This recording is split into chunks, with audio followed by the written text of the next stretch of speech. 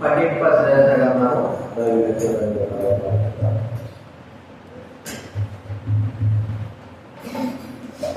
పఠింప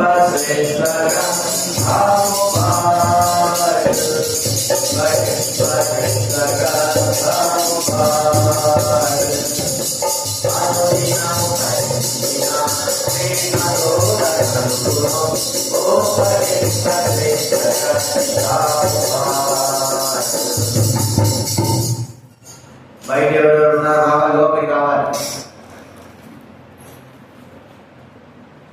ఎవరైతే బయట ఉన్నారో ఒక అరగంట పైన పడుతుంది. అక్కడ ఉన్న వాళ్ళ సిస్టర్స్ ఒకరి నుండి లోపలికి వచ్చే లోపలికి బ్రదర్స్ కూడా ఎవరైతే బయట ఉన్నారో దయచేసి లోపలికి రావాలి.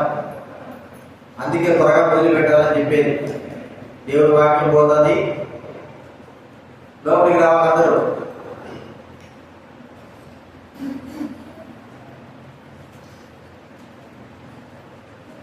ప్రార్థన చేసుకుందాము.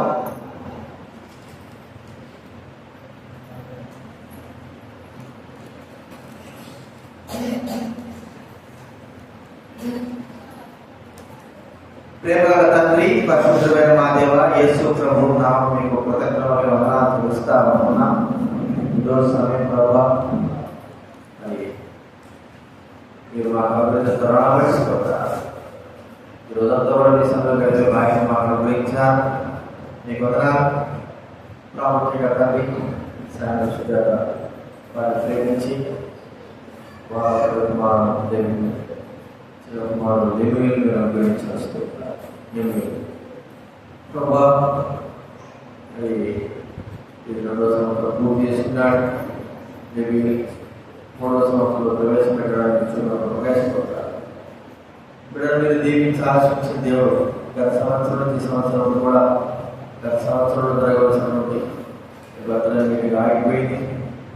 అయితే ఈయన మీరు ఏర్పాటు చేసిన దాన్ని బట్టి మీకు కృతజ్ఞత చెల్లిస్తాను. దయచేసి మీ వాక్యం ద్వారా మాకు మాట్లాడు. పిల్లలు మాకు అనుగ్రహించిన దేవుడు, పిల్లలు మాకు స్వాస్థ్యం ఈవులుగా ఇచ్చిన దేవుడు, పిల్లలు లేక ఎంతో కృతజ్ఞతలు. వారికంటే పిల్లలైన మేము పిల్లల విషయమే మీకు పరిపూర్ణంగా లెక్క అప్పచెప్పవలసిన వారిగా భయము కలిగిన వారిగా సహాయం చేయండి. ప్రభా గ్రహించగల మనసు మాకు మీ చిత్తాన్ని ప్రభా సంపూర్ణ మమ్మల్ని అప్పచెప్పుకుంటూ ఈ వాక్యం ద్వారా ప్రభా మీరు మాతో మాట్లాడవలసిన అవసరం మీకు సంపూర్ణ సన్నిధిక ఆనందాన్ని మాకు అనుగ్రహించవలసిన అవసరం. కావలసిన మాటలు మాకు మా పిల్లలకి ప్రభావ కావాల్సిన దైవికమైన మాటలు మీరు అనుగ్రహించవలసిందిగా తండ్రి వైపులకు స్వాధీనించుకోవాల్సిన అవసరం. యేసుక్రీస్తు నామమున ప్రార్థించి వేడుచున్నాము తండ్రి. బయట రాడు ఎవరు? బయట బయట ఎవరు? అసలుకి ఎందుకు పోయినారు బయటికి?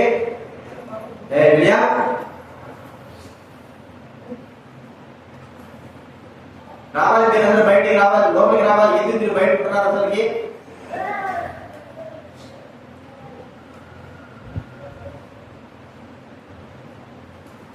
దేవుని వాక్యంలో నుంచి యెషయా గ్రంథం 44 దయచేసి చదువుకున్న దేవుని గ్రంథంలో నుండి యెషయా గ్రంథం 44వ అధ్యాయము 3వ వచనం అందరం చదువుకున్న దేవుని గ్రంథంలో బైబిల్ గ్రంథం మధ్యలో నుంచి 605 బైబిల్ మధ్యలో నుంచి 605 బైబిల్ మధ్యలోని ప్రజలకు వెళ్ళిపోవాలి. 605 బైబిల్ మధ్యలో నుంచి 644వ అధ్యాయం 3వ వచనం అందరం చదువుకున్న దేవుడి గ్రంథం ఉన్న వాళ్ళు దయచేసి మాకు చదువుకుంటా. నేను దప్పిగల వాని మీద నేలను, ఎండిన భూమి మీద ప్రవాహ జలములను భరించను. నీ సంతతి మీద నా ఆత్మ భరించను. నీకు పుట్టిన వారిని నేను ఆశీర్వదించను. మన పుట్టిన వారిని దేవుడు ఇస్తాడు. దేవుడు మనకు పిల్లలు ఇచ్చినాడు. ఇది మన గొప్పతనం కాదు, దేవుడే దయచేత కృప చేత మనకు పిల్లల్ని ఇచ్చాడు. మనమేమో పిల్లలు ఇచ్చి ఒకటి మనము గర్విస్తాం.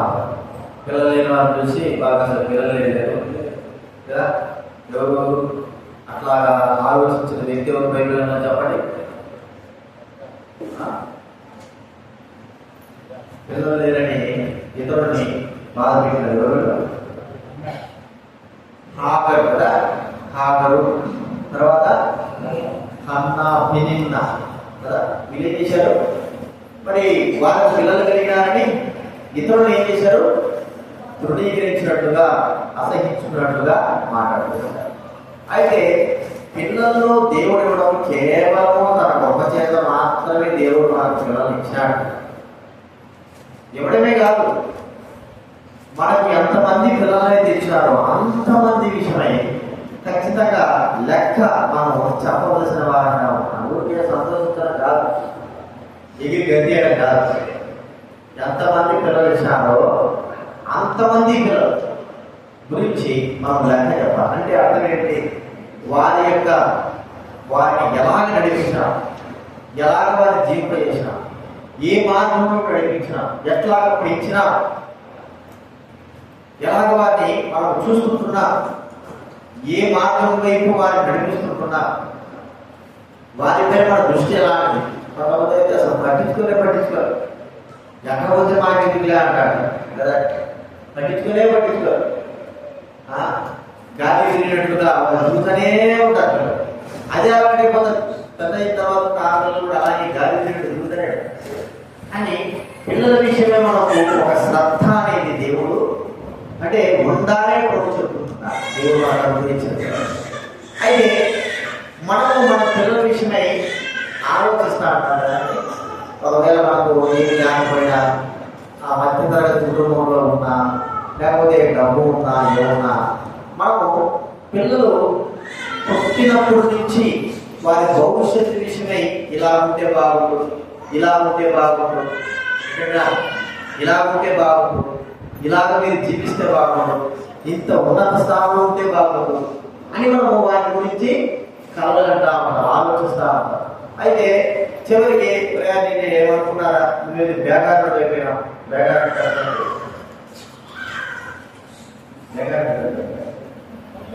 అది బేగారు అంటే పని లేనోడు అంటే తిరుగుపోతాడు, ఇష్టం అయితే తిరిగేటోడు.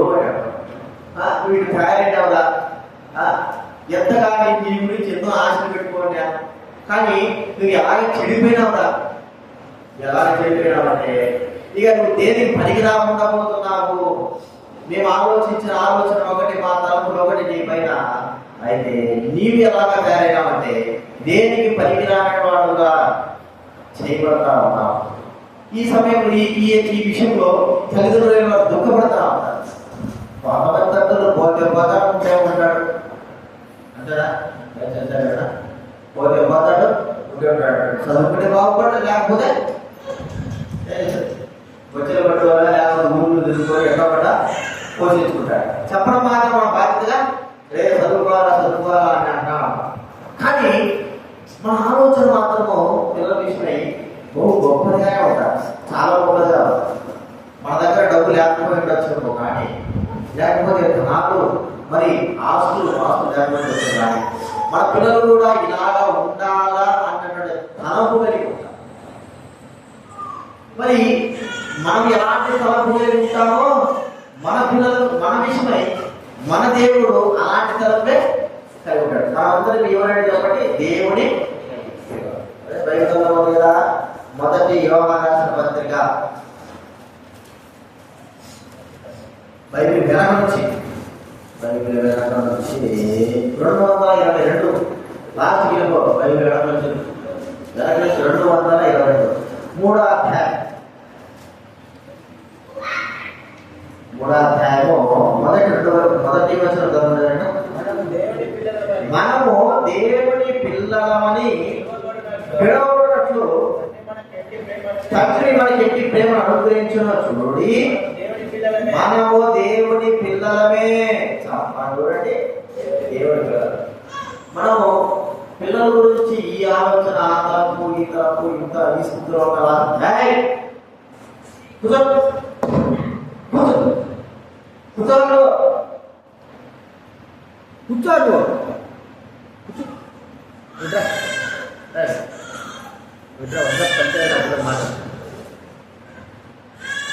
తీసుకోక అందుకే ఇప్పుడు చెప్పేంత వాక్యం అదే, వదిలిపెట్టేదంటే ఎట్లా వదిలిపెట్టాలి. పిల్లలు కంట్రోల్ చేయలేకపోతున్నా. మనము దేవుని పిల్లలమే. చూడండి, మనకు పిల్లలు పుట్టిన తర్వాతనే వారి గురించి ఆలోచిస్తారు. ఇలా ఉంటే బాగుండు, వీరికి ఇలాగా చేయాలా, వీరికి ఇలాగా ఆశ సమకూర్చాలా, వీరి భవిష్యత్తు బాగుండాలా, వీరు మంచి స్థానంలో వెళ్ళాలని ఆలోచిస్తారు పిల్లలు పుట్టిన తర్వాత. మరి పుట్టకొడిపే కొంతమంది ఆలోచన ఉంటారు. అయితే దేవుని విషయం మన విషయంలో గుర్తిస్తే వారు మనకు పుట్టిన తర్వాత నుంచి మన ఆలోచనలు మన యొక్క ఉద్దేశాలన్నీ నెరవేర్చడానికి మనము కోరుకుంటాం. ఎప్పుడైతే పిల్లలు మనం పుట్టినప్పటి నుంచి వారి ఉద్దేశములు వారి విషయమే మనకున్న ఉద్దేశాలు ఆలోచనని నెరవేర్చాలని ఆశిస్తూ ఉంటాం పుట్టినప్పటి నుంచి. ఇప్పుడు మరి మనము మన పిల్లలు కలిగినప్పటి నుంచే ఈ ఆలోచన ఇచ్చినప్పుడు దేవుడు కూడా మనకు దేవుని బిడ్డలము అయినప్పుడే నుంచే దేవుడు మనపైన ఒక ఉద్దేశ సంకల్పాలు ఉన్నాయి. అవి ఎలాంటివి? ఒక చిన్న పిల్లవాడికి మరి నువ్వు డాక్టర్ కావాలా, ఇంజనీర్ కావాలా, నీకోసం ఇంత ఇది పెట్టాలి, ఇదే ఎన్ని నీ ఆస్తి పత్రాలుగా పుట్టినవాడికి కదా సంతోషంతో చెప్తే వాడు ఎవరు వింటాడా? వాడికి అసలు వాడికి ఏమి కూడా తెలియదు. ఆస్తి పత్రాలు తెలియదు, లేదా డబ్బు తెలియదు, ధనం తెలియదు, ఏమీ తెలియదు. పుట్టినప్పటి నుంచి మరి వాడికి ఏమి తెలియదు.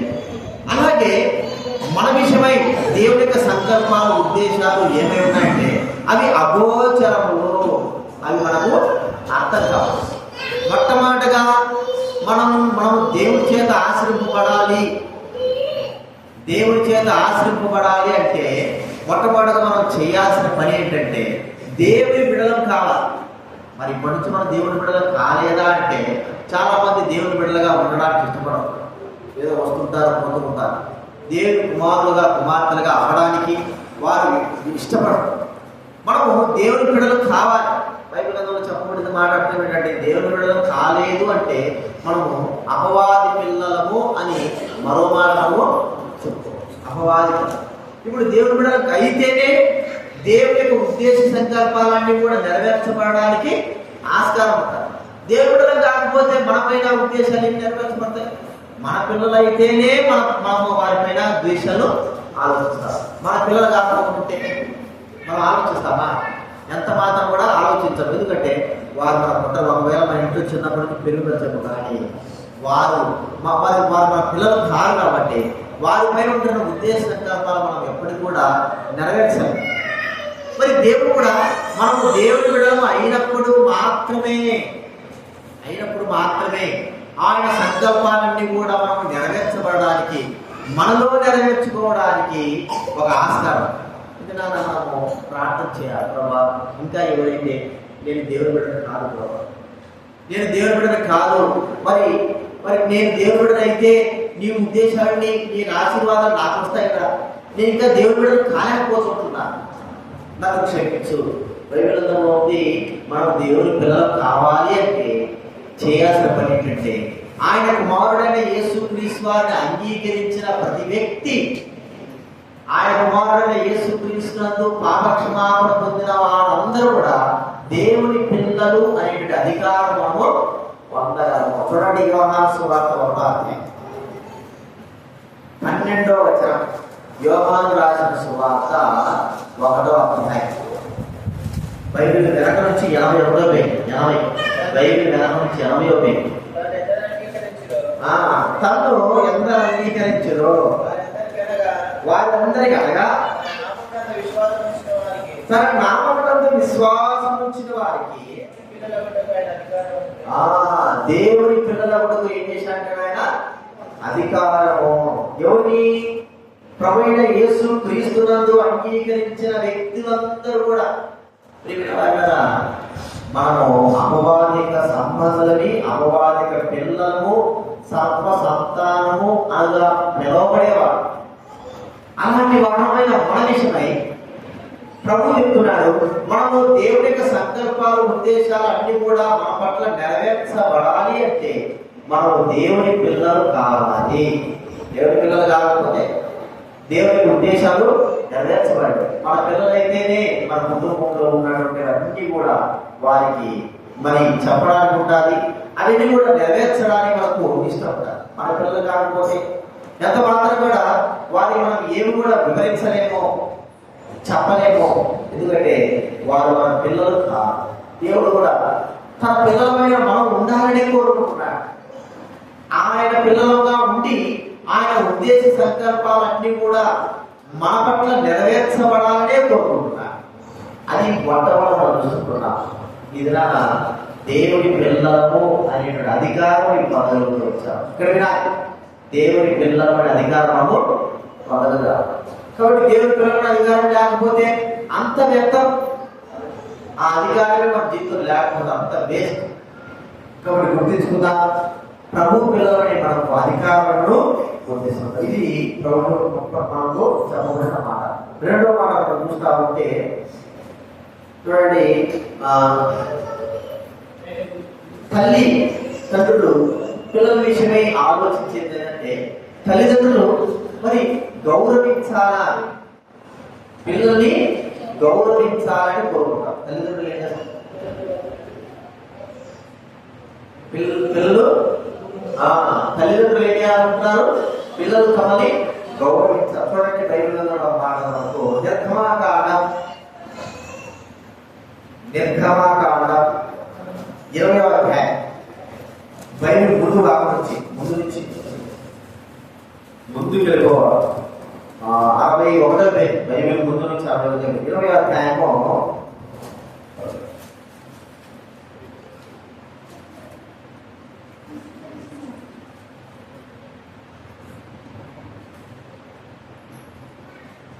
12వ వచనం చదవగలరా? నిర్గమాకాండం 20వ అధ్యాయం 12వ వచనం.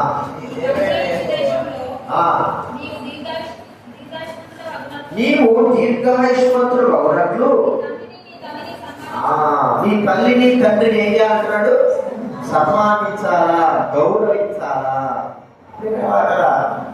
ఇది ఈ యొక్క మాట ప్రతి తల్లిదండ్రులు కూడా పిల్లల విషయమై కోరుకుంటారు. ఎవరంటే నీ తల్లిని తండ్రిని గౌరవం. మరి స్కూల్లో చెప్పేదే, బయట చెప్పేదే, తల్లిదండ్రులు గౌరవించాలి, తండ్రులను గౌరవించాలి. మరి మనము ఎలాగైతే మన పిల్లల విషయమై మనము గౌరవాన్ని కోరుకుంటున్నామో, ఘనపరచాలని కోరుకుంటున్నామో, దేవుడు కూడా ఆయన పిల్లలమైన మన నుండి తన గౌరవాన్ని కోరుకుంటున్నాడు. అర్థమయ్యా? ఆయన మన నుండి ఏం కోరుకుంటున్నాడు? గౌరవం కోరుకుంటాడు. అంటే ఘనపరచాలా ప్రభు కదా, నన్ను ఘనపరచువాలని నేను మొదటి సమీరు గ్రంథము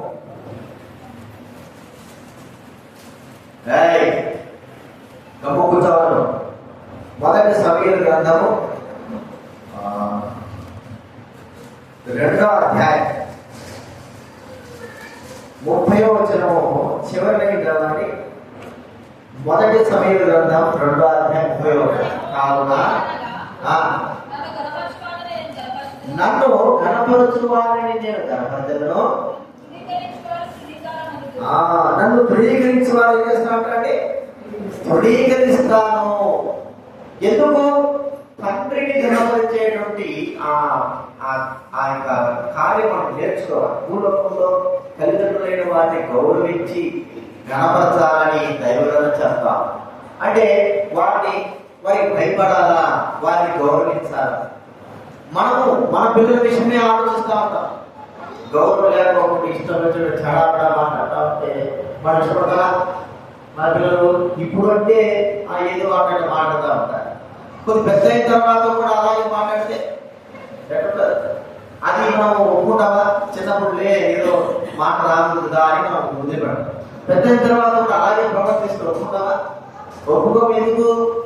వారికి చిన్నప్పటి నుంచి తల్లిదండ్రులైన వారిని ఘనపరిచేది, గౌరవపరిచేది ఎలా నేర్పించాలి. మనం ఎలాగైతే కోరుకుంటున్నామో మన పిల్లలు మనల్ని గౌరవించాలి అని కోరుకుంటున్నప్పుడు దేవుడు మనల్ని కూడా ఏం చేస్తున్నాడు చెప్పండి? మన నుండి కూడా ఆయన కోరుకునేది నన్ను కూడా మీరు ఏం చేయాలా? గౌరవించాలా, కనపరచాలా. ఏదైనా మనము ప్రభువును మనము కనపరిచేవారంగా ఉంటున్నామా? ప్రభువును మనము గౌరవించేవారనుకుంటున్నామా? గణపరుస్తున్నామా? ప్రభు అన్నాడు, నన్ను ఎవరైతే గణపరుస్తారో, నన్ను ఎవరైతే గౌరవపరుస్తారో, నన్ను ఎవరైతే మహిమపరుస్తారో, నన్ను ఎవరైతే హెచ్చిస్తారో వారిని నేను గౌరవపరుస్తాను, వారిని నేను హెచ్చిస్తాను, వారికి నేను వారిని గౌరవపరుస్తానంటున్నాడు. ఇజ్రాయెల్లో దేవుని పట్ల ఉన్న గౌరవం దిగిపోతా, దేవుని పట్ల ఉన్న ఘనత దిగిపోతా, దేవుని పట్ల నుండి మహిమను మనము తగ్గించుతా ఉన్నాం. దేవుని గణపరిచి గౌరవపరిచేటువంటి ఆలోచన మానవుడి జీవితంలో రావడం. ఎప్పుడు కూడా మనమే మెచ్చుకోవాలా, మనమే మైపరుచుకోవాలి. బైబిల్ వారు దేవుని మెప్పు కంటే కదండి. చూడండి, యోహాను సువార్త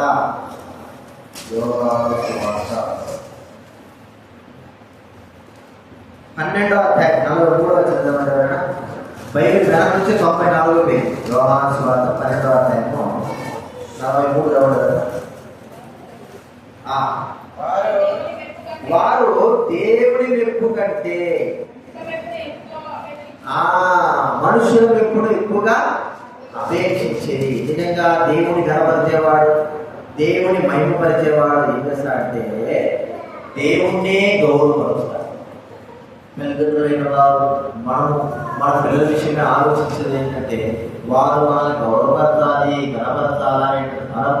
ఒకవేళ మనము చెడ్డవారంగా ఉన్నప్పటికీ కూడా పలు పరిస్థితులలో మనము పిల్లల చేత గౌరవపడాలి, గణపరచబడాలని ఆలోచిస్తున్నప్పుడు దేవుని పిల్లలమైన మన విషయమై దేవుడు మనల్ని ఎలాగా కోరుకున్నాడు? ఆయన గణపరచబడాలని కోరుకుంటున్నాడా, లేకపోతే ఆయన నామము లేకపోతే అన్ని జనుల మధ్య దూషింపబడాలని కోరుకుంటున్నాడా? చెప్పండి. మన ద్వారా దేవుడి నామం ఏం చేయాలా? గణపరచబడాలి, మహిమపరచబడాలి. అంతేగాని అన్ని జనుల మధ్య అధిక బైబిల్లో ఉంది, మిమ్మును బట్టియే కదా దేవుడి నామము అన్ని జనుల మధ్య దూషింపబడతా ఉంది, అగౌరవపరచబడతా ఉంది. ఎవరు బట్టి దేవుడు మనల్ని బట్టి ఇప్పుడు మనము తప్పు చేశామనుకో, పిల్లలు తప్పు చేశామనుకో ఎవరుంటారు చెప్పండి? ఎవరంటారు? పేరెంట్స్నే. వాడు ఏదో దొంగతనం చేశాడనుకో, ఎవడు కొడుకాడు వీడు? శాఖలు కొడుకా, అంతేనా? ఎవరు కొడుకో? చంద్రశేఖర్ కొడుకా? ఎవరు కొడుకు? వాడిని వదిలిపెట్టి వాడు చేసిందో తప్పే, కానీ అనేది ఎవరు పెట్టారు? అంతేనా? అది ఎప్పుడు వరకు చెప్పండి? వాళ్ళు చేసే ప్రతి తప్పు తల్లిదండ్రులైన మన పైన పడతారు. మనల్ని బట్టి వాళ్ళని బట్టి మనకి ఏమవుతుందని చెప్పండి? అగౌరవము, దూషణ మనకు కలుగుతా ఉన్నాం. మరి మనల్ని బట్టి దేవుడికి ఏం కలుగుతా ఉంది ఆలోచిస్తున్నాను. మన జీవితాన్ని బట్టి, మన ప్రవర్తన బట్టి, మన యొక్క నడవడికను బట్టి మన ద్వారా దేవుని నామం గణపరచబడుతుందా, లేకపోతే మన ద్వారా దేవుడు హెచ్చింపబడుతున్నాడా, గౌరవింపబడుతున్నాడా? ఎప్పుడైనా ఆలోచించామా? మన జీవితం ద్వారా ఒకరైనా సరే నిజమైన వారు వీడు దేవుడు గొప్పవాడయా? ఎందుకు? వీడు ప్రవర్తించిన ప్రవర్తన మంచిగానే ఉంది, దేవుడికి తగినట్టుగా ఉంది కాబట్టి ఆ దేవుడి గౌరవపరిచేవారు కదా, ఘనత ఇచ్చేవారు. మనం అసలు దేవుడికి ఘనత లేదు, గౌరవం లేదు, ఏమీ లేదు. మన పిల్లలు అంటున్నారు కాబట్టి మనం కూడా దేవుడి విషయంలో అట్లుంటున్నా, గౌరవం లేకుండా బ్రతుకుతా ఉంటున్నా, ఘనత లేకుండా బ్రతుకుతా ఉంటున్నా. దేవుడికి ఘనత ఇవ్వాలి. తల్లిదండ్రులుగా మనం ఏం కోరుకుంటున్నాం? పిల్లల నుంచి వారు మన పిల్లల్ని దేవుడు ఇచ్చినప్పుడు వారి నుంచి మనం కోరుకునేది చెప్పండి? ఘనత, గౌరవం. అయితే మనకు ఏం దొరుకుతా ఉంది? పిల్లల నుంచి మనకి ఏం దొరుకుతుంది? అవమానం, అపకీర్తి కదండి, ఇవే దొరుకుతున్నాయా? చూడండి, 99% తల్లిదండ్రులైన వారు పిల్లల విషయమై బాధపడతా ఉంటారు. ఎందుకు? వారి విషయమై పిల్లల విషయమై వారికి ఎంతో అవమానం, అపకీర్తి కలుగుతూ ఉంటారు. అయినా ఇది పట్టించుకోరు. కానీ చిన్న పిల్లల నుంచి కూడా ఘనత, గౌరవం కలిగితే తల్లిదండ్రులు ఎంత సంతోషిస్తారో. అలాగే మన విషయమే కూడా మనము కూడా దేవుని పిల్లలు కాబట్టి మనం కూడా ఏం చేయాలి? దేవుణ్ణి ఘనపరచాలా, దేవుని గౌరవపరచాలా, దేవుని గుర్తించుకోవాలి. ఇది రెండవ మనం చూసుకుంటున్నాం. మూడవ మనం చూస్తా ఉంటే పిల్లల నుంచి మనం ఏం కోరుకుంటాం చెప్పండి? ఏం కోరుకుంటారు? స్నేహితులుగా ఏం కోరుకుంటారు? అందరు పిల్లలు కలిగిన వాళ్ళు ఏం కోరుకుంటా? నువ్వు నీ పిల్లల నుంచి ఏం కోరుకుంటావు? బిస్కెట్ కోరుకుంటావు? నువ్వే కోరుకుంటావు. ఒకటి గౌరవం కోరుకున్నాము, రెండోది వారు మన పిల్లలే కావాలి అని కోరుకున్నాం, మన పిల్లలు కానీ ఇచ్చండి. రెండోదిగా గౌరవం కోరుకుంటున్నాం. మూడోదిగా ఒకవేళ మన పిల్లల నుంచి ఏమి కోరుకోవాలని ఆశిస్తుంటున్నాం.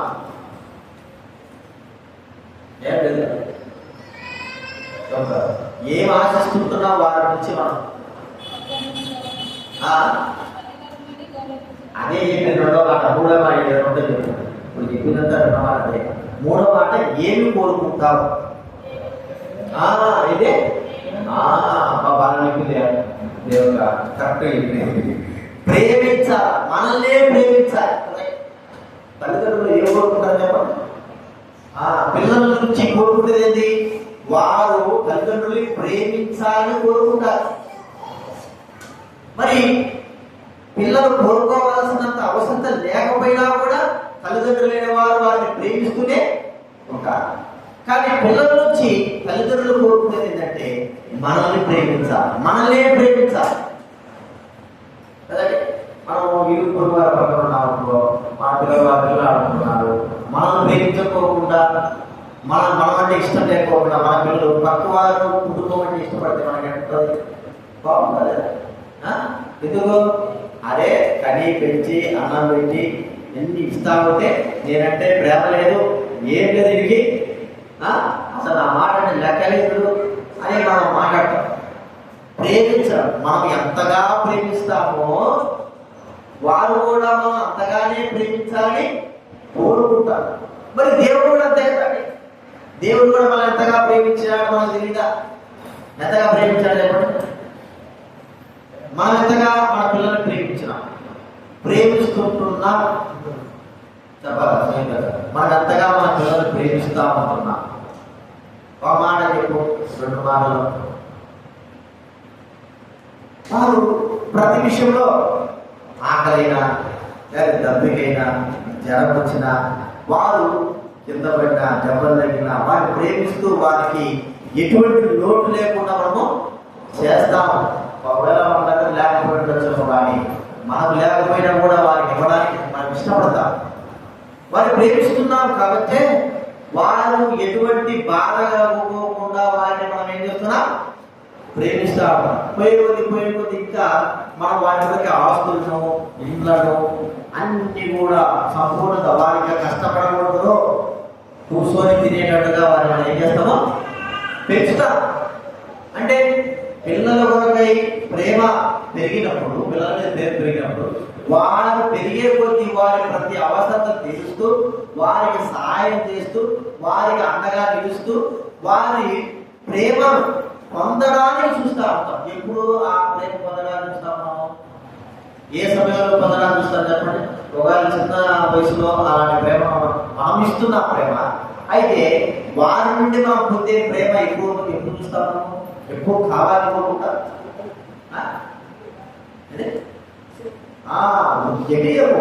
వృద్ధాప్యంలో మనము వారిని ప్రేమించాలని కోరుకుంటాం. మనం పట్టించుకోకుండా ఎవరో పక్కన వాణ్ణి బాగుంటే మనకి ఎక్కడ చెప్పాలి. మరి దేవుడు కూడా అంతే ఉన్నాడు. దేవుడు మనకు అన్ని ఇచ్చినాడు, ఏ పదవ చేయాలి అతనండి. దేవుడు మనకు అన్ని సంపూర్ణంగా ఇచ్చిన. ఆయన ప్రేమిస్తున్నాడు కాబట్టే ఇది మనము సజీవులంగా ఉంటున్నాం. ఆయన ప్రేమిస్తున్నాడు కాబట్టే మన జీవితంలో మంచిగా నడుస్తూ ఉంటున్నాం. మనకట్టు దేవుడు కాపాడుతున్నాడు కాబట్టే మనం ఉంటున్నాం. మరి ఆయన అంతగా ప్రేమిస్తే మనం ఎంతగా ప్రేమిస్తుంటున్నాం? ప్రబడుతున్నాడు కదా, నీవు నన్ను ఎక్కువగా ప్రేమిస్తున్నావా మీరందరికంటే. పేతురు తన మాట కదా, పేతురు ఏమంటున్నాడు? పేతురు మీరందరికంటే నన్ను ఎక్కువగా నీవు ప్రేమిస్తుంటున్నావా? నీకే తెలుసు ప్రభా నేను ప్రేమించేది, నీకే తెలుసు ప్రభా అన్నాడు. మరి అందరికంటే అన్నిటికంటే మరి నీ ఇష్టమైన వాటికంటే నన్నే నువ్వు ప్రేమిస్తావా? చెప్పగలవా? నీ కొడుకు కంటే దేవుని ఎక్కువగా ప్రేమిస్తావా? ప్రేమించిన వాడు ఉన్నాడు ఎవరైనా? అబ్రహాము. కొడుకు ఎప్పుడు పుట్టినాడు? కొడుకు చెప్పండి. 100 సంవత్సరాలు పుట్టాడు. పొట్టగా ఒక్కడే పుట్టినాడు. ఆ ఒక్కడే పుట్టినందుకు వారి మీద ప్రేమ ఎంతగా ఉందంటే చెప్పలే. మన ప్రేమ సరిపోతుంది. మన ప్రేమించే ప్రేమలు, ముసలు ప్రేమించే ప్రేమల ముందు, వృద్ధులు ప్రేమించే ప్రేమ ముందు మన ప్రేమ సరిపోదు. ఒక్కడే కొడుకు 100 సంవత్సరాలు పుట్టేలా ఎంత ప్రేమగా చూసుకుంటున్నాడంటే దేవుడు అన్నాడు, మాట అన్నాడు, నీవు ప్రేమించు నీ కుమారుడు అనే మాట. దేవుడు చూస్తాడు ఏంటో ఒకటి ఇచ్చేలా కదా, నేను ఎక్కువగా ప్రేమిస్తాడు, నాకు మర్చిపోయినట్టున్నాడే అబ్రహాము, ఎట్ట చేయాలబ్బా అనుకుంటాడేమో. ఆయన ఆలోచించాడు, నేను ఎక్కువ ప్రేమిస్తున్నాడే, నాకంటే ప్రేమిస్తున్నట్టున్నాడు అని దేవుడు తెలుసు. నాకంటే ఎక్కువ ప్రేమించలేదు, కానీ మనమందరం తెలుసుకోవడానికి కొరకై, మనమందరం కూడా దేవుడు ఎంతగా ప్రేమిస్తున్నాడు అబ్రహాముని తెలుసుకోవడానికి కొరకై ఆ మాటలు దేవుడు రాయించి పెట్టాడు. ఆదికాండం 22వ అధ్యాయం చూస్తే దేవుడు అన్నాడు, అబ్రహామా, ఆ ప్రభా చెప్పు ప్రభా, నీకు ఒక్కడే ఉన్నాడు, ఒక్కడేనా? ఆ ఒక్కడే. ఆ ఒక్క కొడుకు తీసుకుపోయి నువ్వు ప్రేమించి కొడుకు తీసుకుపోయి నేను ఒక పర్వతాలు చూపిస్తా, ఆ పర్వతాల దగ్గర వెళ్ళి బలిగా నువ్వు అర్పించాలా. ఇక మనమైతే వాడికి జ్వరం వస్తే సార్ కన్నీళ్ళు కారిపోతా అంటే ఎక్కడ కన్నీళ్ళు అవి కాళ్ళు ఒప్పేస్తే సార్ ఇక చూసుకో మనసంతా అది ఒక రకంగా ఎన్ని ఏమంటే దొంగ మనసులో దొంగ కన్నీళ్ళు అనిపిస్తుంది నాకైతే.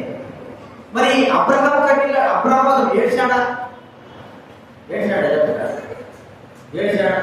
సరే, ఎట్లయినా సరే దేవుడు చెప్పినాడు కదా, ఎట్లయినా సరే ఈ యొక్క ప్లాన్ మార్చేయాలా కదండి. దేవుడు చెప్పిన ప్లాన్ ఏం చేయాలా? మార్చాలంటే ఏం చేయాలా? అబ్రహాము ఆ ప్లాన్ మార్చాలంటే అబ్రహాం ఏం చేయాలి? మరొక ఆ ప్లాన్ మార్చాలంటే ఏం చేయాలి? చెప్పాలి.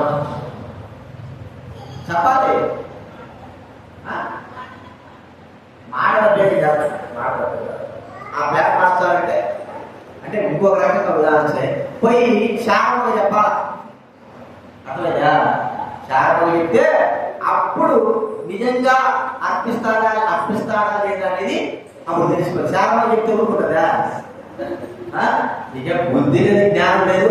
నాకు 90 సంవత్సరాలు వచ్చాయి, నీకు 100 సంవత్సరాలు వచ్చినాయి, జుట్టు కూడా లేదు నీకు, కొడుకు ఉన్న కొడుకులు తప్పుకుంటావా? నీకు చెప్పినాడా? నీకు చెప్తే నాకు చెప్పలేదే, అంతేనా? ఇక ఏం చేస్తారా? చెప్పండి.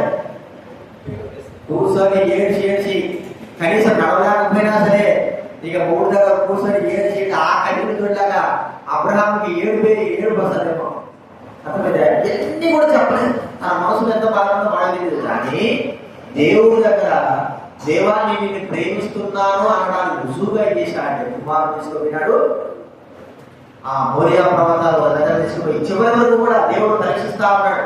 ప్రేమిస్తాడా? చూద్దాం.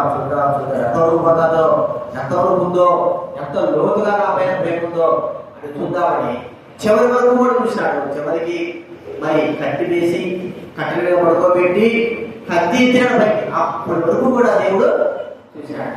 అర్థమైందా? అప్పుడు చూసి అప్పుడు అంటాడు, ఇందువల్ల నువ్వు నాకు భయపడుతున్నావు, నాకు తెలిసిపోయింది, నీ కొడుకు కంటే నన్ను ఎక్కువగా నువ్వు ప్రేమిస్తా ఉన్నావు. మరి అని ఆ ప్రభువు సాక్ష్యం ఇచ్చినాడు. మరి మన విషయమై ఏం సాక్ష్యం ఇస్తున్నాడు దేవుడు? చెప్పా ఏమి ఇస్తాడు చెప్పండి. ఒక జ్వరం వచ్చిందంటే పిల్లలకే చెప్పా ఏం చేస్తారు? జలుబు చేసిందంట, పాత్ర కాదు అంతేనా? జలుబే అది పెద్దవే కాదు. కొద్దిగా జ్వరం వచ్చింది, ఇక పాత్ర లేదు. మరి ఇంట్లో ఉండి ఏం చేస్తావు? ఇంట్లో ఉండి కూడా పాత్ర లేదు. మరి దేవుడు పెట్టి దేని ఎక్కువ ప్రేమిస్తున్నావు తెలుసుకోగలదు. అక్కడ ఇచ్చితే దేవుడు పిల్లల్ని, ఆ పిల్లలకి విత్తమై దేవుడు మనం ఏం చేస్తున్నాము? ఎట్లాగా మనం అంటాం మనం ఎందుకు మర్చిపోతారంటే ఇదో ఇక్కడే ఇట్లా చేసే మనం ఏం చేస్తున్నాం? మర్చిపోతారు. మరి అబ్రహాము కూడా మర్చిపోయినాడా అంటే మర్చిపోలేదు. క్రియారూపకంగా దేవుడు ఏం చేశాడు? అబ్రహాము దేవుడి పట్ల క్రియారూపం చూపించాడు. నేను నిన్ను ప్రేమిస్తున్నాను, చూసుకో. నువ్వు చెప్పినావు నా కొడుకును చంపివేయమని, లేకపోతే బలిగా ఇవ్వమని, నేను తీసుకొస్తాడా? ఎవరు చెప్పరా? పనులు కూడా చెప్పరా? పనులకు అక్కడ చెప్పినా కూడా వాడు ఏం చేస్తాడు? బలి శాపకే చెప్పాడు కదా, వెళ్ళినాడు చివరి వరకు కూడా. అంటే దేవుడి ప్రేమిస్తున్నాడని రుజువుపరుచుకోవడానికి ఎంత శ్రమ అని ఇతరాలు మనము దేవుడిని ప్రేమిస్తున్నావా లేదా అనేది అర్థం కాకుండా, ఏం చెప్పాలి అర్థం కాకుండా, ఎంత చెప్పినా కూడా కనబడేదంతా కూడా మనము లోకాన్ని ప్రేమించేవారు ఒకరు, పిల్లల్ని ప్రేమించేవారు ఒకరు, కళ్ళు ప్రేమించేవారు ఒకరు, ఇంకా తిండిని ప్రేమించేవారు ఒకరు, ఇంకా చెప్పండి దేన్ని ప్రేమించేవారు? ఒక్కొక్కరు ఒక్కొక్క రీతిలో ఉన్నారు. కానీ దేవుడు ప్రేమించేవాడు ఎక్కడ ఉన్నాడు అంటే ఎక్కడ కనబడతాడు. మరి మనం అందరం దేవుడు బిడ్డలమే కదా. మరి దేవుడు బిడ్డలమైనప్పుడు దేవుడు అడగడా? నువ్వు నన్ను ప్రేమిస్తున్నావా అని అడగడా?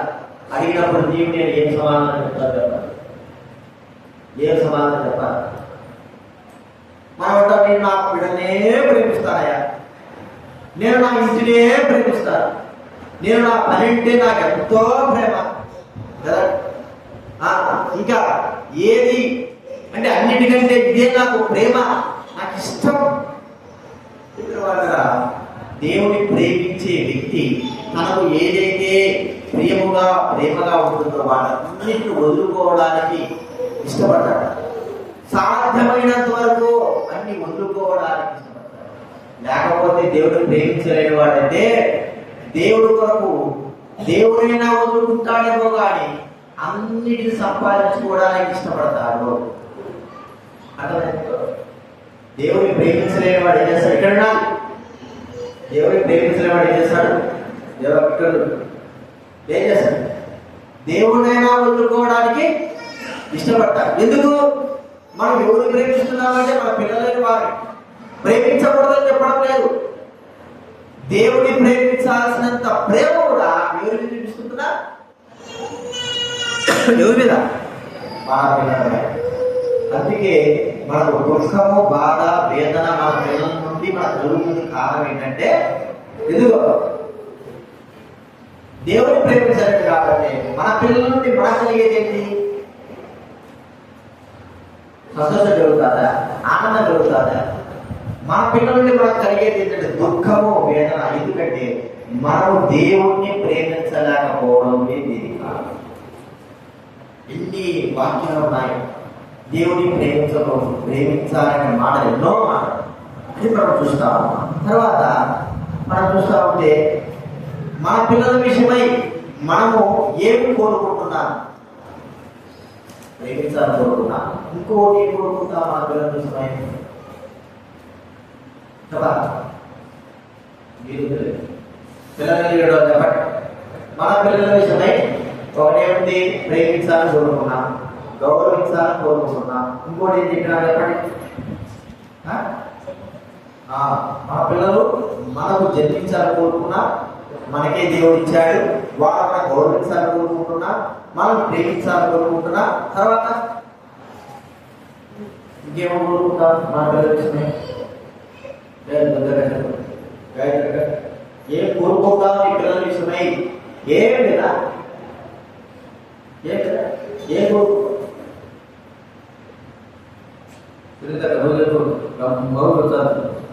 చెప్పు, ఏం కోరుకుంటావు నువ్వు?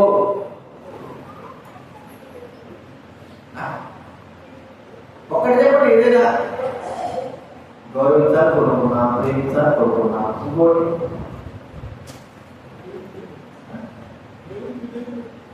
మన పిల్లలు విషయమే మనమే ఆలోచిస్తున్నాం, కోరుకుంటున్నాం.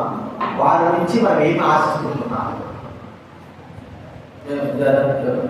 ఇప్పుడు ఎప్పుడు ఆలోచించలేదు లేదు. 3 కోట్ల అన్నం పెట్టడం, పడవ పెట్టడం, 3 కోట్ల అన్నం పెట్టడం, పడవ పెట్టడం. కానీ ఏదైనా ఆలోచించినావా నీ పిల్లల విషయం? ఏదైనా సరే ఆలోచించినావా? అంటే ఇప్పటికే పెరిగాడు మామయ్యకి తెలియదో తెలిసారు. అసలు మాట ఏంటి? మన మాట వినాలి. పిల్లలు ఏ మాట వినాలి చెప్పండి?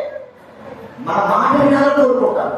అదేలా ఎవరో మాట వినా కాదు, మనం చెప్పినప్పుడు మన మాట వినాలని మనం కోరుకోవడం. చూడండి, కీర్తన గ్రంథం 51వ అధ్యాయం. కీర్తన గ్రంథం కూర్చోవడం 51వ అధ్యాయం 8వ వచనంలో 51వ అధ్యాయం 8వ వచనం. కీర్తన గ్రంథం 51వ అధ్యాయం 8వ వచనం చదవాలి. 81:8వ వచనం. నా ప్రజలారా, నేను మీకు సంగతి తెలియజేస్తును. అయ్యో ఇశ్రాయేలు, నీవు మా మాట వినేలా ఎంత మేలు. అయ్యో ఇశ్రాయేలు, మా మాట వినిన ఎడల ఎంత మేలు. మనం చెప్పిన మాట, తల్లిదండ్రులు చెప్పిన మాట పిల్లలు వినాలనే కోరుకుంటాం. నేను చెప్పిన మాట వినకోకుండా మీ మాట నా పిల్లడు మా మాట విన్నాడనుకో, నాకేముంటుంది? మండుతుంది కదా. నేనా ఎవరున్నా నీకు నాయన నా మాట ఇప్పుడు నా మాట కాదు, నీకు వెళ్ళేసావు వాళ్ళ మాట ఎట్టున్నాడు. ఇక నాకు కోపం వస్తుంది, అంతేనా? తెలుసా నీ మాట లేదా కొడుకు అర్థమైందా? అసలు ఎలా ఇప్పుడు నేను చెప్పినాడు వాడు చేసినట్టు నీకెట్టుంటుంది? ఇన్ని రోజులు చంద పెడతా ఉండి, 3 కోట్ల పెడతా ఉండి, బాగా ఏం కావాలని తెచ్చి పెడతా ఉంటే నేను చెప్పిన మాట లేదు, మాసంగా చెప్పిన మాట వింటావు నువ్వు, అంతేనా? కోరుకునేది మన మాటే వినాలి. మా అమ్మ కూడా అంతే, నా మాటే కాదా? మూర్ఖం మామూలు మూర్ఖం కాదు, వాడు సాగు బతుకు నా మాటే వినాలి. నేను మీకు పుట్టినారా, మీరు నాకు పుట్టినారా, ఇంతే మాట. ఇప్పటికైనా వచ్చి చూసినారు కదా బాగానే, అంతే నా మాటే కాదు. నువ్వు సిద్ధంగా వేయడా నీకు ఎందుకు అన్నం పెట్టి తిని రోజు కూర్చోడా? కాదురా, నేను నాకు మీరు పుట్టినారా, మీరు నాకు పుట్టిన నా మాట వినాలంట. సరే చెప్పింది మంచిగా చెప్తారు అంటే అన్ని అవసరమనే ఏమీ ఉండవు. కానీ ఆలోచన ఏమో ఆలోచన, నా పిల్లలు నా మాటే. మరి దేవుడు కూడా మనం ఆయన పిల్లలు కదా, మనం ఆయన మాట వినాలి కదా, వినాలి కదా. మరి ఎవరు మాట వింటారా చెప్పండి? ఎవరు మాట వింటారు? సైతాన్ మాట మాత్రం సంపూర్ణంగా వింటాం. దయ్యం మాట చెప్తే బాగా వింటాం. ఏం చెప్తారు దయ్యము? దేవుడు ఏం చెప్తాడు? ఏమి చెప్తాడు చెప్ప? దేవుడు చెప్పాడు. దేవుడు చెప్పినప్పుడు ఏం విన్నాము, దయ్యం చెప్పినప్పుడు ఒకవేళ మనం క్యాలిక్యులేట్ చేసుకుంటే దయ్యం చెప్పినప్పుడు ఎన్నిసార్లు మాట విన్నా, దేవుడు మనకు చెప్పినప్పుడు ఎన్నిసార్లు మాట విన్నా, ఏది ఎక్కువగా మనము విన్నాం, విని నెరవేర్చినాం. కాబట్టి దయ్యం మాటనే దేవుడు 10 మాటలు చెబితే ఒక్క మాట కూడా మనం చేయము. దయ్యము 2 మాటలు చెబితే ఆ 2 మాటలు కూడా మనం చేస్తాము ఖచ్చితంగా, అంతే. దయ్యం చెప్పే మాట దేవునికి, దేవుడి మాటలకి వ్యతిరేకంగానే చెప్తాడు దయ్యం. ఇది చెయ్యొద్దాడు. దేవుడు ఏం చెప్తాడు? ఆశీర్వాదానికి కారణమైన మాటలే చెప్తాడు. అయితే మనం ఎక్కువగా ఏం చెప్తాం చెప్పండి? దయ్యం మాటలే. అంటారా? చెప్పకుండా ఎన్నిసార్లు దయ్యం మాట విన్నావు, ఎన్నిసార్లు దేవుడు మాట నువ్వు చెప్పు, నీవు పరీక్షించుకో. ఎన్నిసార్లు నువ్వు దయ్యం మాట విన్నావు, ఎన్నిసార్లు దేవుడు మాట విన్నావు?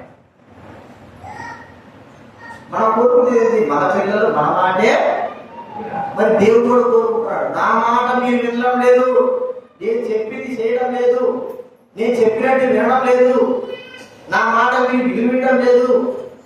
ఎన్ని మాటలో ఇర్మియా గ్రంథంలో చూస్తే ఎన్నో మాట. మరి మనం దేవుడి మాట వినలేకపోవడం ద్వారా ఎంత నష్టము. మంచి మాట చెప్తే ఎవరు వింటారంటే, మంచి మాట చెప్తే ఎవరు కూడా విననే అనడు. చెడు మాట చెప్పు, దానికి రెండంతలుగా అదే అరే మజ్జిగ తాగురా నీ మంచి ఆరోగ్యం ఉండాలి అని. ఇప్పుడు 100 మందిలో ఉన్నామనుకోండి, 100 మందిలో మజ్జిగ తాగు నీకు ఆరోగ్యం ఉండాలని అంటారు. 100 మందిలో 10 మందే తాగుతారు మజ్జిగ బాగా. ఆ కోటరు మీరు తాగరా అన్నారనుకో, ఆ కోటరు మీరు తయారు, ఆ కోటరు మీరు తాగు అన్నారనుకో, ఈ 100 మందిలో ఎంతమంది తాగుతారు చెప్పండి? 90 మంది ఖచ్చితంగా తాగుతారు. మరి ఏది మాట ఏంటంటూ, ఏది చెడుది? చెడుకు ఎక్కువగా మనం ఏం చేస్తున్నాము? లోకం అంతానే చూడండి, మీరు చూడండి. మరి మంచిది కాదుగా తాగదురంటే బీర్ షాపు దగ్గర గొప్ప గొప్ప ప్రజలు ఉంటారు. ఇప్పుడు చూడండి, దౌతాబాద్ ఎండలో ఉంటుంది, పెట్రోల్ పంప్ దగ్గర కూడా బీర్ షాప్ అట్లా గొప్ప గొప్పలు ఉంటారు. ఈ టైం పోతే అదే ప్రార్థన కదండి అంటే ఎంతమంది వస్తారు చెప్పండి? చాలా తక్కువ. దేవుని మాట అంటే మానవుడు ఇష్టం లేకపోవడం, దయ్యం మాటనే, సైతాన్ మాటనే. అది ఏం చేస్తుందంటే మనం నశింపజేస్తుంది, మనం నాశనానికి చేస్తుంది. మనం ఎవరో కోరుకుంటున్నాం. ఒకటి మన పిల్లలకి మంచి చెప్తాం, చదువుకుంటే మంచి ఉంటుంది, చదువుకుంటే మంచి భవిష్యత్తు ఉంటుంది, చదువుకుంటే మంచిగా ఉద్యోగాలు చేసుకోవచ్చు అని మనం చెప్తావా? ఎంతమంది చెప్పినారు? పిల్లల విషయం గాయత్రి చెప్పినా లేదా? నువ్వు చెప్పినా చెప్పినా లేదా? లేకపోతే బొచ్చ పట్టుకోవాలి, నువ్వు కూడా చెరువుకోమని చెప్పినా లేదా? చదువుకో చెప్పినా, కానీ వాళ్ళు విని దాన్ని గ్రహించి మనం చెప్పిన వాళ్ళ ప్రకారం జీవిస్తే వాడి భవిష్యత్తు ఏమవుతుంది చెప్పండి? ఆశీర్వపడతారు. ఎవరు వచ్చేది? వాడి భవిష్యత్తు ఆశీర్వపడతారు. మనం విని ఏ కామంగా ఉన్నారనుకో పిల్లలు, చివరికి వాడి జీవితం ఏమవుతుంది చెప్పండి? నాశనం. నాశనం అంటే అర్థం ఏంటి? వాడు ఎట్లా జీవిస్తాడో తెలియదు. తల్లిదండ్రుల మాట వినక అప్పుడప్పుడు నేను మా స్నేహితులు అనుకుంటాను, వాడు అంటాడు మా చదువుకోని కదా వాడికి గతి పెట్టింది అంటాడు. నిజమే. ఇప్పుడు ఏం చేస్తావు? ఇప్పుడు చదువుతానే అనుకో, ఏం చేస్తాను ఇప్పుడు? ఇంటర్ డిగ్రీ పెద్ద కోర్స్ వస్తాడు. నాకేమన్నా నేను చదివేదాకా నా యావిష్యత ఏమనుకోదు. కొన్నిటా నేను ఏం చేయగలను, కానీ నా పిల్లలకి అక్కడ కాకుండా ఉండాలని మంచి మాట చెప్పాలి చూస్తే అది కూడా ప్రజలు పిల్లలైన వారు విననే. మనం కూడా దేవుని విషయమే, దేవుడు మన విషయమే మంచి మాటలు దొరుకుతాను. మంచిగా ఆత్మీయంగా దేవుడి సందులో పెరగాల, ఆత్మీయంగా జీవించాలా, నామాన్ని వినాలా, భవిష్యత్తులో మంచిగా ఉండాలా, దేవుడు తెలుసుకోవాలా, మంచి మార్గం మంచి ప్రవర్తన కలిగి ఉండాలా, నలుగురిలో మంచి గౌరవం కలిగి జీవించాలా, నా నామానికి మహిమ తీసుకురావాలా, నేనంటే ఎంతో ప్రేమ కలిగి ఉండాలా. ఇవన్నీ కూడా దేవుడు చెప్పేదే. ఇవన్నీ కూడా మనం ప్రజలకు పెట్టేస్తాం. చివరికి మన జీవితం అంతా కూడా నాశనం అయిపోయిన తర్వాత ఏముందిరే, ఈ అర్థం పోయింది, ఇది ఏం చేయలేమనుకున్నప్పుడు ఎంతో దుఃఖపడినంత మాత్రాన మనం పోయినటువంటి జీవితం వెనక్కి రాము, మనం బాగుపడలేము, నష్టపడతాం. ఎవరి పిల్లలు కూర్చో, నువ్వే కూర్చో. మనము భవిష్యత్తులో మార్చుకోవాలి. అందుకే మా పిల్లలకి పదే పదే మా పిల్లలకి చెప్పేదే, తెరేసానికి మాత్రం గాడులే, వారికి మాత్రము మందులే, ఈ మాత్రం చెప్పబట్టుకోపోతారు తర్వాత మీ ఇష్టము ఏమీ లేదు. అర్థమైందా?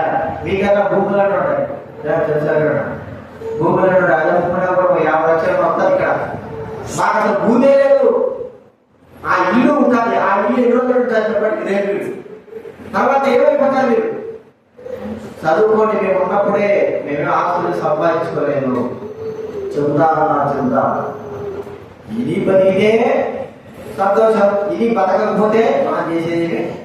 కానీ విన్ని వాటి ప్రకారంగా జరిగించిన వాడు ఎలాంటి వాడు అని వాక్యం చెప్పకూడదంటే, తన ఇల్లు బండ మీద పునాది వేసుకున్న వాడితో సమానంగా.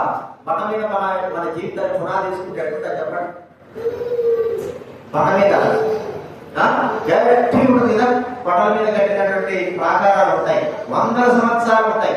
కొండల మీద కట్టినట్టు అంత 100 సంవత్సరాలు ఉండడానికి కారణం ఏంటి? కొండ మీద కట్టబడింది. ఇక కొంగలు చేయదు. కట్టబడిన కోట 100 సంవత్సరాలు, 500 సంవత్సరాలు, 1000 సంవత్సరాలు, 2000 సంవత్సరాలు.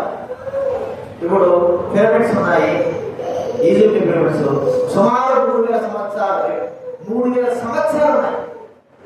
ఎక్కడ 3000 సంవత్సరాలు పడకుండా అంటే కింద ఎంతో బలమైన పునాది ఉంది.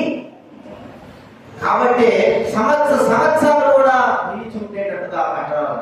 మరి దేవుడి మాట వింటే కూడా అట్లాగే మనం నిలిచి ఉంటాం.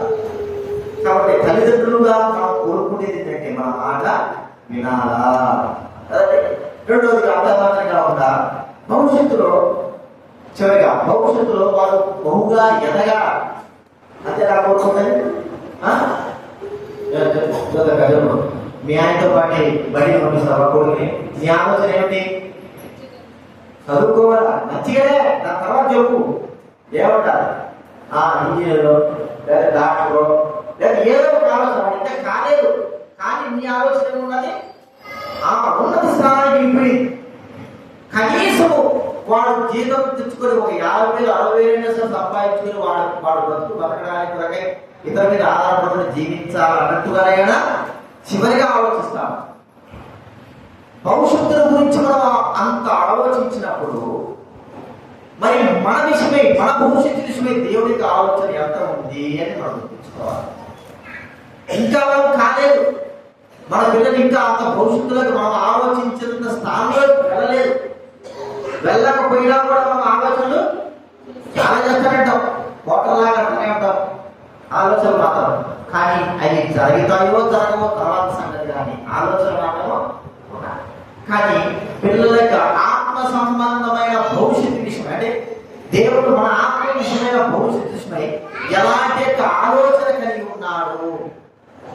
ఒక తల్లి తన పిల్లల విషయమై యేసు ప్రభు దగ్గర అడిగినటువంటి మాట ఏంటంటే, ప్రభువా, నీ రాజ్యంలో నా యొక్క బిడ్డలు నీ కుడి పార్శ్వంలో ఒకరు ఎడమ పార్శ్వంలో నిత్యం కూర్చోవాల సంతోషంతో ఉండాలని ఆలోచించిందా?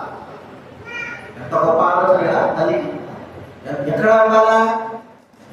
యేసు ప్రభు దగ్గర ఆయన సింహాసనాసుడు ఉన్నప్పుడు అటువైపు ఇటువైపు నా పిల్లలే కూర్చోవాలా, ఎవరు కూర్చోకూడదు.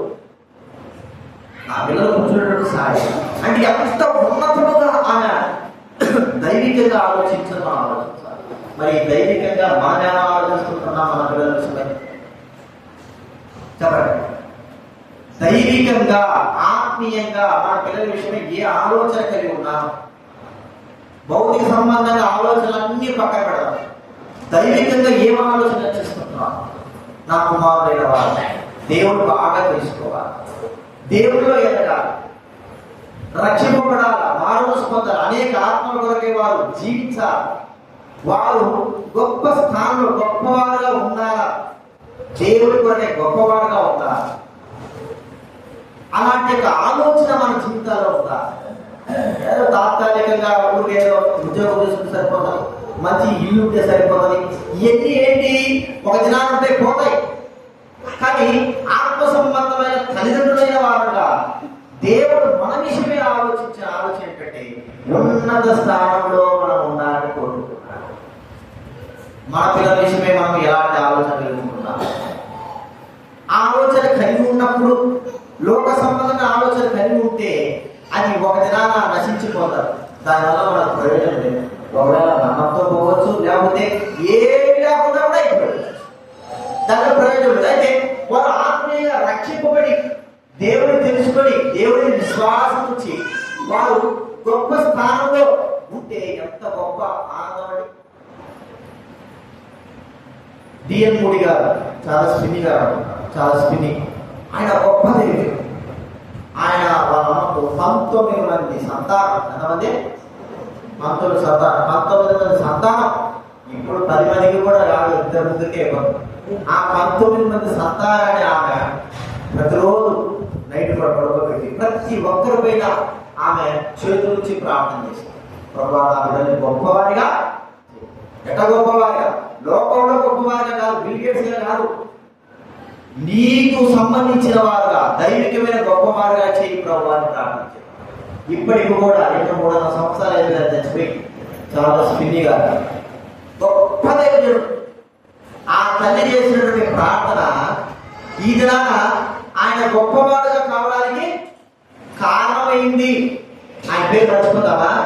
మీకు తెలియదు కదా చరిత్రను. చార్లెస్ ఫిన్నీ గారు, డిఎన్ మూడీ గారు, చార్లెస్ స్పర్జన్ గారు, వీళ్ళందరూ గొప్ప గొప్ప దైవజనుడు. వారి పేరు మర్చిపోలేదు మనం. ఎందుకంటే వారి తల్లిదండ్రులు వారి విషయమై, ఆత్మ సంబంధమైన విషయమై వారు గొప్ప స్థానంలో ఉండాలని కోరుకున్నారు. అదే రీతిలో ఉంది. అదే రీతిలో వారి పిల్లలు అట్లా ఎదిగారు. వారు మర్చిపోలేని విధంగా వారి చరిత్ర, వారి జీవితము ఉంది. డబ్బు మీదనుకో, వాళ్ళకంటే గొప్ప డబ్బు ఉన్న వారు వస్తే ఈ పాత వాళ్ళు ఏం చేస్తారు చెప్పండి? మర్చిపోతారు. అర్థమైందా? ఏదైనా ఒకటి సాధించిన వాళ్ళు ఉంటే దాని తర్వాత సాధించిన దానికంటే ఇంకా గొప్పగా సాధించే వాళ్ళు ఉంటారు. కానీ పేరు ప్రఖ్యాతులు అవి దైవిక సంబంధమైన ఎవరు కూడా తీసివేయాలి. ఆ స్థానంలో ఉండాలని మనం కోరుకోవాలి. మరి దేవుడు కూడా వాళ్ళని అంత ఉన్నత స్థానంలో ఉండాలని కోరుకుంటే మన పిల్లల విషయమే ఎప్పుడైతే ఆలోచించారా, నా పిల్లలు ఈ స్థానంలో ఉండాలా?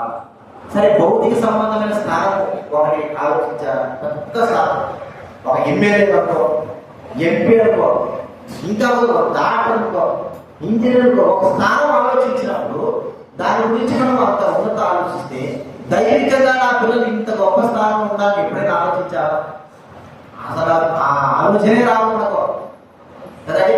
బాగా మంచి బట్టలు పెట్టుకోవాలా, మంచి మంచి పెట్టుకోవాలా, ఇస్త్రీ బట్టలు వేసుకోవాలా, అంతేనా? మంచి బూట్లు వేసుకోవాలి, బయట మంచి నగలతో లేకపోతే బంగారంతో ఉంగరాలతో తిరగాల.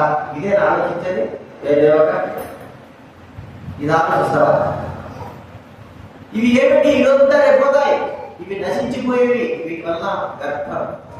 దైవికమైన వాటిపైన మనం దృష్టి ఉంచాలి. మన దేవుడు మన విషయమై అలాంటి ఆలోచన కలిగి ఉన్నాడు. మనము మన పిల్లల విషయమే కావాలి, అలాంటి ఆలోచన కలిగి ఉండాలి. అలాంటి ఆలోచన కలిగి ఉన్నప్పుడు భూ సంబంధమైన వాటికి ఎక్కువగా మనము ప్రాధాన్యత ఇవ్వము.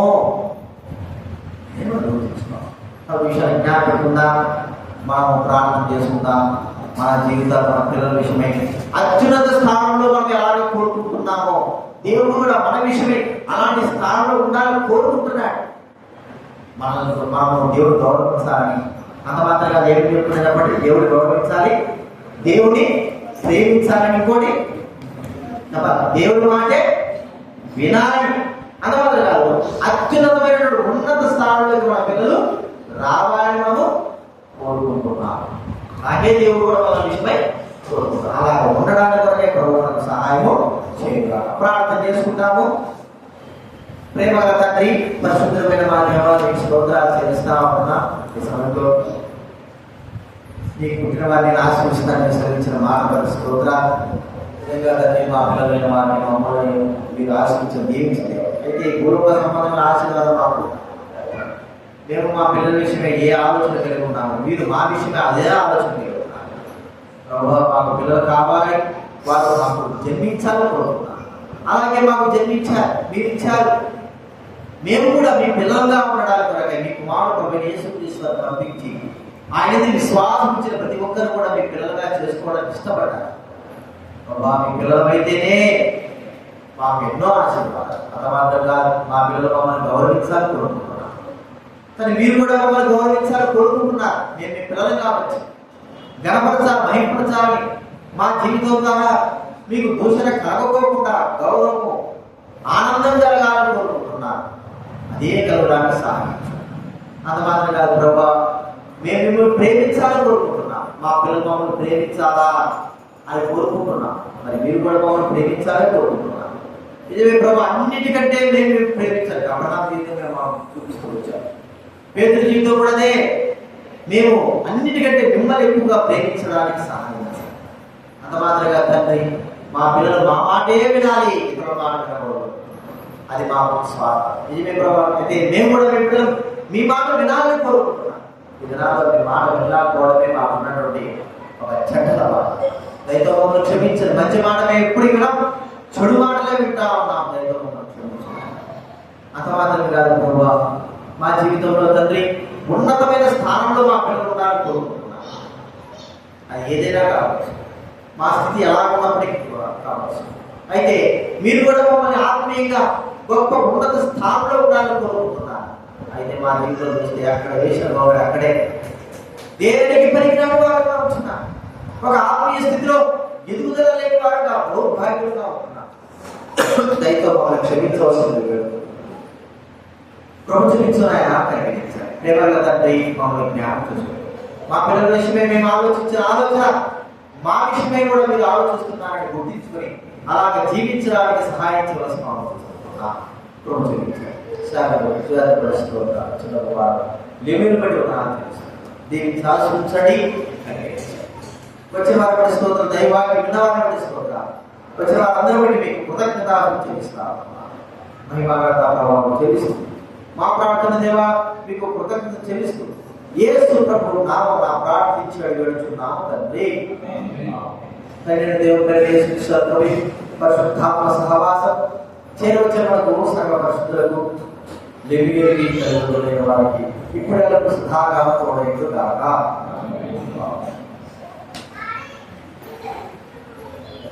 కూర్చోండి.